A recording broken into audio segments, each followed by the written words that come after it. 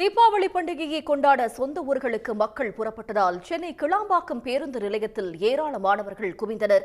இது பற்றிய தகவல்களை தருவதற்காக செய்தியாளர் சூரியராஜன் இணைகிறார்.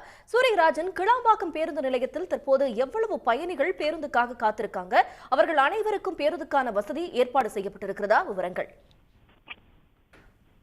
கண்டிப்பாக. அதாவது தீபாவளி பண்டிகை திங்கட்கிழமையானது நடைபெறும் காரணமாக தொடர்ச்சியாக ஒரு 3 நாட்கள் விடுமுறையானது வந்துள்ளது.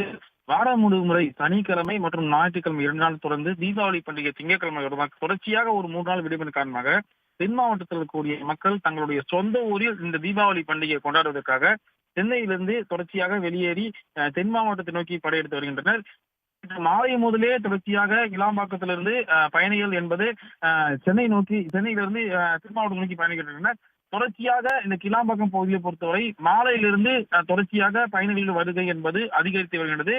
கிளாம்பாக்கம் பேருந்து நிலையத்தை பொறுத்தவரை சென்னை மற்றும் இல்லாமல் சென்னை புறநகர் பகுதியில் இருக்கக்கூடிய மக்களும் இந்த கிளாம்பாக்கம் பேருந்து தந்து தங்களுடைய சொந்த ஊரான மதுரை, திருநெல்வேலி, கோவை இதுபோல தென் மாவட்டத்தை நோக்கி தொடர்ச்சியாக படையெடுத்து வருகின்றனர்.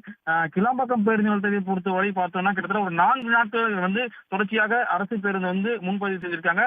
குறிப்பாக சொல்லுகின்றார், நேற்று தினம் வியாழக்கிழமை, இன்று தினம் வெள்ளிக்கிழமை மற்றும் சனிக்கிழமை, ஞாயிற்றுக்கிழமை தொடர்ச்சியாக இந்த 4 நாட்களை பொறுத்தவரை அரசு பேருந்து சிறப்பு பேருந்து இயக்கப்படுகிறது. அதேபோல் பயணிகளும் முன்பதிவு செய்து தொடர்ச்சியாக தீபாவளி பண்டிகையை கொண்டாடுவதற்காக தங்களுடைய சொந்த ஊருக்கும் சேர்க்காங்க. இந்த 4 நாட்களை பொறுத்தவரை பார்த்தோம் அப்படின்னா இன்றைய தினம்தான் அதிகமான பயணிகள் என்பது முன்பதிவு செய்ததாக சொல்லிட்டு போக்குவரத்து துறை சார்பாக தெரிவிச்சிருக்காங்க. இது மட்டும் இல்லாமல் கிளாம்பாக்கம் பேருந்து நிலையத்தை பொறுத்தவரை எங்கு பார்த்தாலும் மனித தலைகள் தான் காணப்படுகிறது. ஒரே நேரத்தில் பல லட்சக்கணக்கான மக்கள் இந்த கிளாம்பாக்கம் பேருந்து நிலையத்துக்கு வருகை தந்து தீபாவளி பண்டிகை கொண்டாடுவதற்காக தொடர்ச்சியாக தென் மாவட்டத்தை நோக்கி சென்றிருக்காங்க.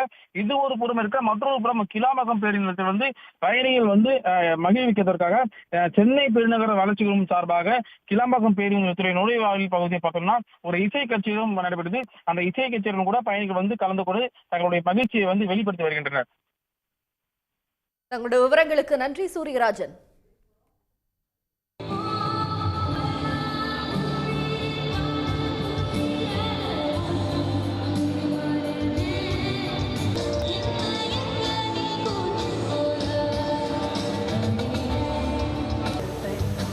உடனுக்குடன் செய்திகளை தெரிந்து கொள்ள சன் நியூஸ் பெல் ஐகானை கிளிக் பண்ணுங்க.